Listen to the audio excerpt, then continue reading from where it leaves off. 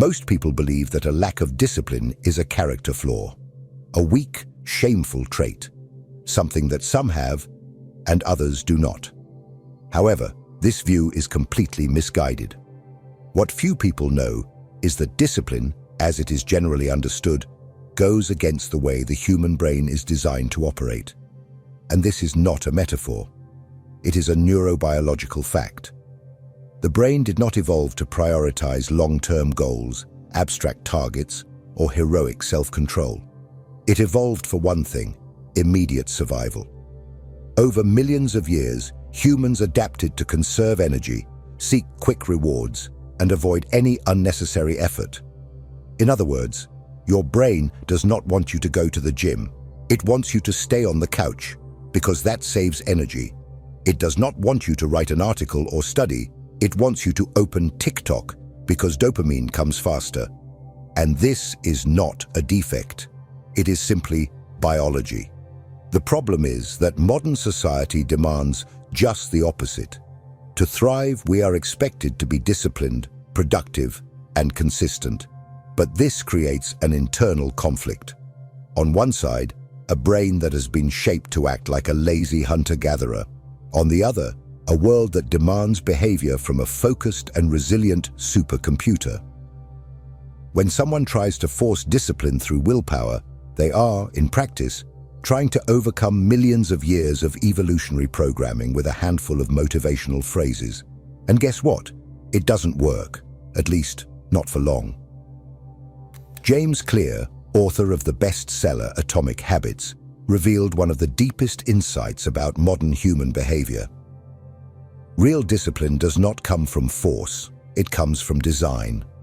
The most consistent people, those who seem disciplined, are actually not stronger or more motivated. They have simply created systems and environments that make the right behavior easy, automatic, and inevitable. They do not fight against the brain, they manipulate it.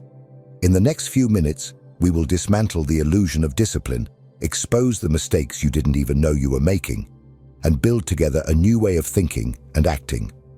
A smarter way. More human, more effective. If you have ever felt weak for procrastinating, if you have ever hated yourself for not being able to stick to your own plans, this video will not judge you. It will show you that you were just trying the wrong way. And now finally, you will understand the right way. Discipline as a concept seems simple in theory. Just want something enough, stay focused, and resist temptation. But when we look at how the human brain actually works, we realize that this view is not only simplistic, but completely naive. This is because your brain is not interested in your long-term goals. It is focused on survival, comfort, and energy efficiency. And if you don't understand this, you will live in conflict with it.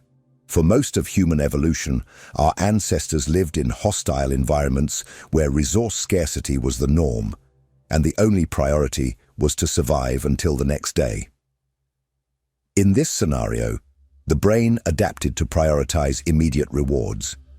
Eating now was more important than storing for later. Sleeping more was safer than exposing oneself to risks. Avoiding effort meant conserving energy for critical moments. The brain was calibrated, generation after generation, to seek the quickest, most pleasurable, and least costly path. And guess what? This software still runs in you today. When you try to wake up early to go to the gym, your brain interprets this as a threat to comfort and energy conservation. When you open your laptop to study or work on a project, it immediately suggests that you just take a quick look at social media. Because there, pleasure is instant, predictable, and guaranteed. Going to the gym, reading a technical book, writing an article, that requires effort without immediate reward. The brain hates that. And here's the most important detail. Your brain is not rational. It is efficient. It does not choose what is best in the long term, but what requires less energy right now.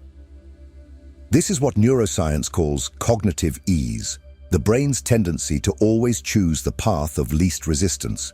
And this choice is not conscious. It happens even before you decide. The problem, therefore, is not a lack of willpower. It is a design conflict. Your brain wants to survive and feel good now. You want to evolve and grow in the long term. And as long as these two goals are not reconciled, you will continue to feel frustrated, tired, and unsuccessful. James Clear sums this up brilliantly. Motivation is overrated, environment is more important. In other words, if you constantly need to rely on willpower, it means you are fighting against the natural structure of your brain.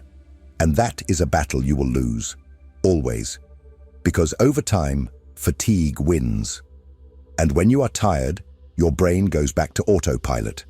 And the autopilot always chooses the easiest path. If you really want to change, the first step is not to try harder. The first step is to understand what you are dealing with. And now that you know your brain is programmed to sabotage any attempt at forced discipline, an inevitable question arises. What if the problem is not you, but the environment you live in? In the next part, we will explore why your environment is, in fact, the true architect of your behaviors, and how you can manipulate it to work in your favor. If this content is making sense to you, click the subscribe button and subscribe to the channel. Thank you for your support. Now that you understand that your brain is designed to seek the easiest path, we need to look at the true battleground where this decision takes place: the environment around you.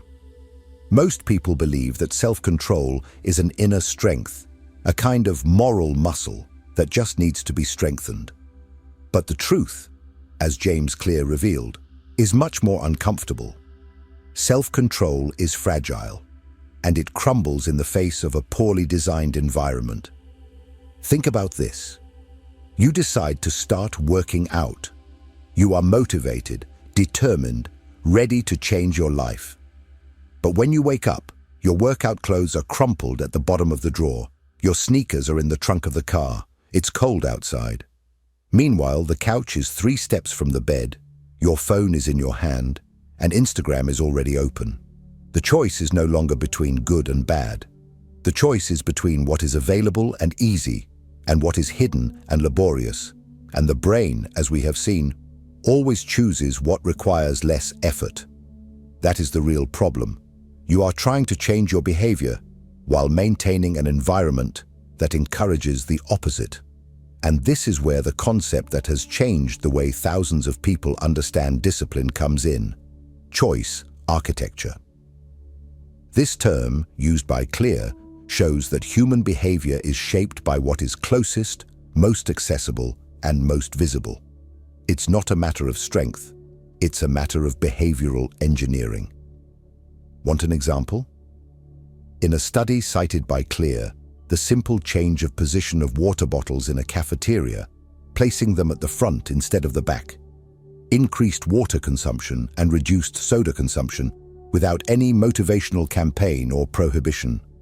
What changed? The environment. The decision became easier. And when a healthy decision becomes the simplest option, the brain does not resist. It follows. Now, imagine applying this to your own life. Want to read more? Leave the book on the bed, not in the drawer. Want to stop getting distracted by your phone? Turn off notifications, hide the device, use blocking apps. Want to wake up and work out? Leave your clothes ready next to the bed, as if you were setting a trap. But this time, against your own laziness. Because deep down, this is what you need to understand. Discipline does not come from effort. It comes from preparation. Disciplined people are not stronger. They are smarter in how they set up their space, their rituals, and their triggers. They know that when the right environment is set up, good behavior becomes almost inevitable. They do not rely on motivation. They create a system where the right behavior requires less energy than the wrong one. And that is the key. You need to stop relying on self-control and start designing your environment as if you were an engineer of your own mind. A behavior that requires conscious effort today can become automatic tomorrow if it is well anchored in the environment. But what if you could go beyond that? What if, instead of just removing obstacles from the environment, you could hack the very habits that your brain already performs on autopilot? That is exactly what you will discover in the next part. How to use the concept of habit stacking to hijack existing behavior loops and turn them into allies of discipline. So far, you have understood two brutal truths. Your brain is biologically programmed to avoid effort, and your environment shapes your behavior more than your willpower ever could. But even with these two ideas in mind, an inevitable question arises.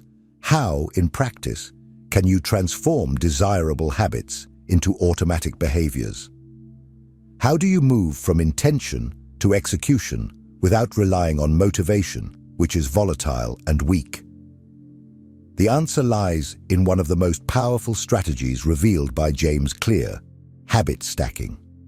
The human brain operates based on habit loops, which involve three parts: cue, routine, and reward. And these loops are already operating in you, even if unconsciously. You brush your teeth when you wake up.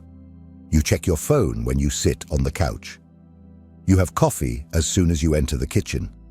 These actions require no effort, because they are already part of the automatic structure of your behavior. What habit stacking proposes is simple yet brilliant. Instead of trying to create a new habit from scratch, you connect it to an existing habit. This way, you leverage a cue that is already rooted in your brain to implant a new desired action with much less resistance. For example, after brushing your teeth, automatic habit, you meditate for 2 minutes. After preparing breakfast, you write a page in your journal. After locking the front door, you repeat a focus affirmation for the day. This sequence creates a kind of neural coupling. The brain starts to automatically associate the new behavior with the old one. You are, in practice, hijacking the automatic routine to hack discipline. And why does this work so well? Because you eliminate the biggest barrier: the start. Initiating an action requires more mental energy than maintaining it. Once you are in motion, inertia works in your favor. Habit stacking creates momentum, and momentum, more than willpower, is what keeps behaviors consistent over time. But be careful. This method requires a strategic approach. You cannot stack just any habit anywhere. The new action needs to be short, start small, with something that takes less than 2 minutes. Clear, it needs to be specific, not vague. Read a page, not read more. Immediate, it should happen right after the previous habit, without pause. If you follow this logic, you will be creating mental tracks that make discipline inevitable. You will no longer have to decide if you want to do it. Your body will simply do it. And that is the true victory. When the right action happens before doubt arises, before laziness sets in, before rationalization convinces you to give up. And you know what's even more interesting? These small stacks, almost insignificant at first glance, accumulate over time exponentially. They transform into solid routines. And when you look back, you realize you have built an entire lifestyle on connected micro-habits. But if all of this is so powerful, why do so many people still procrastinate, even when they know what they should do? The answer lies in a fundamental concept. Procrastination is not laziness. It is poorly designed. In the next part, we will dismantle this common belief and understand why your habits fail, not due to lack of effort, but because they do not follow the 4 invisible laws of behavior change. If what you're hearing resonates with you, you'll find real value in my ebooks. Beyond the Shadow breaks down Jung's core ideas, while Dialogues with the Unconscious gives you a 30-day path to apply them in your life. Both are linked in the pinned comment.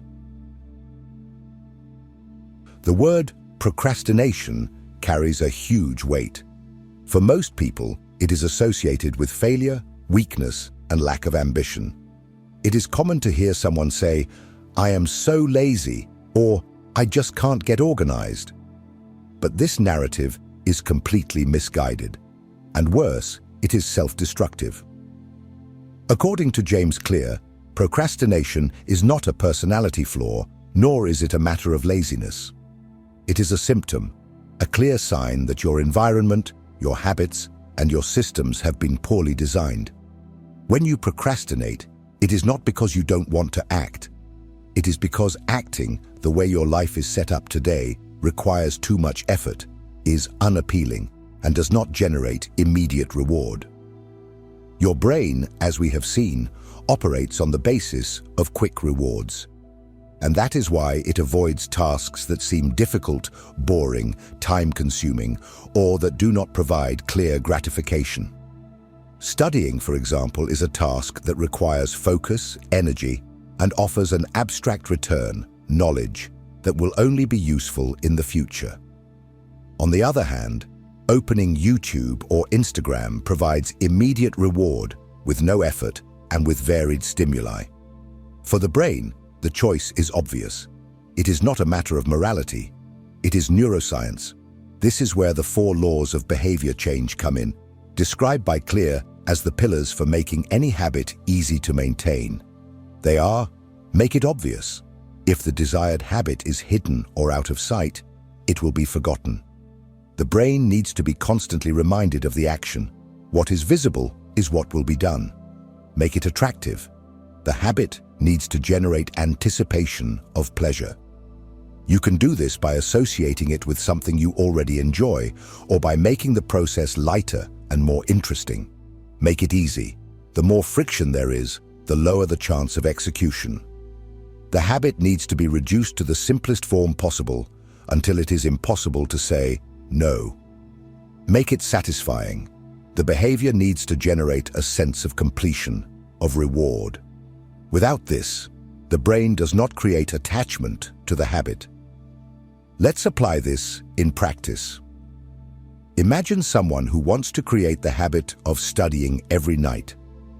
But their current environment is like this. The study material is buried at the bottom of the backpack, the desk is cluttered with random objects, and the TV is on. Additionally, they plan to study for a whole hour without breaks and with no form of tracking or reward. Result? They open their phone and scroll through TikTok. Then they feel guilty. Then they try again the next day and fail once more. Now see how the same habit changes with the 4 laws applied. The study material is already open and on the table, obvious. They start with a favorite drink or relaxing music. Attractive. They will study for just 5 minutes at first, with simple goals, easy. Upon finishing, they mark their progress on a board or app and earn a small reward, like an episode of a show. Satisfying. Do you see the difference? It's not that the person improved. They simply learned to design the right behavior. They learned that discipline is an illusion when the system is poorly made, and a natural consequence when the system is well designed. Procrastination, in this context, ceases to be a mystery and becomes a warning sign. Every time you avoid something, ask, is this action obvious? Is it minimally attractive? Is it easy to start? Is it generating any reward? If the answer is no to one or more of these questions, you have a design problem, not a discipline problem. And the most fascinating thing is that when you start applying these laws consistently, procrastination disappears almost effortlessly. You don't need to force yourself to act. The action happens naturally. The behavior flows. But maybe you are thinking, this all makes sense, but I still don't like these tasks. I still hate waking up early. I still detest writing, studying, training. So here's the question that will change your perspective. What if you didn't need to like discipline to become disciplined? In the next part, we will break the myth that you need to love the process to achieve results. You will discover why the most consistent people are not passionate about routine. They simply made the action inevitable. There is a very popular and very dangerous idea in productivity culture that you need to enjoy the process to become a disciplined person.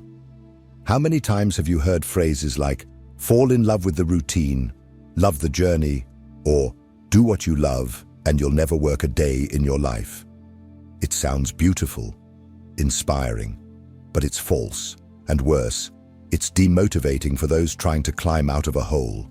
The truth is harsh, but liberating. You don't need to like discipline. You just need to make it inevitable. Highly productive people don't wake up every day wanting to do what needs to be done. They don't feel excited about every task, nor do they have infinite energy to maintain healthy habits. What they have is a structure that ensures the right actions happen even when they don't feel like it. And that changes everything. Imagine you want to create the habit of running in the morning. You might even have good reasons: health, aesthetics, energy, discipline. But on 9 out of 10 days, you will wake up without the desire. Your body will crave more sleep. Your mind will seek excuses. It will be cold or hot or raining. You will think, today is not the best day. And just like that, the habit dies once again. Now imagine a different scenario. Before going to bed, you leave your running shoes and workout clothes next to your bed. You place your phone alarm far away, forcing yourself to get up. You choose an energetic playlist that starts playing as soon as you turn off the alarm. You have a workout partner waiting for you on the corner at 6:30 a.m. You already know the running route and have prepared a light breakfast for afterward. In this second scenario, the act of running hasn't become more enjoyable, it remains demanding. But you have reduced friction so much and increased the structure around it so much that running has become the path of least resistance. The decision was made before the desire appeared. And that's what disciplined people do. They don't rely on desire. They create systems that work even on bad days. And here comes a crucial point. Your goal shouldn't be to fall in love with discipline. Your goal should be to make important behaviors so automatic, so well integrated into your routine, that executing them requires less effort than avoiding them. That's the difference between living in the realm of motivation and living in the realm of systems.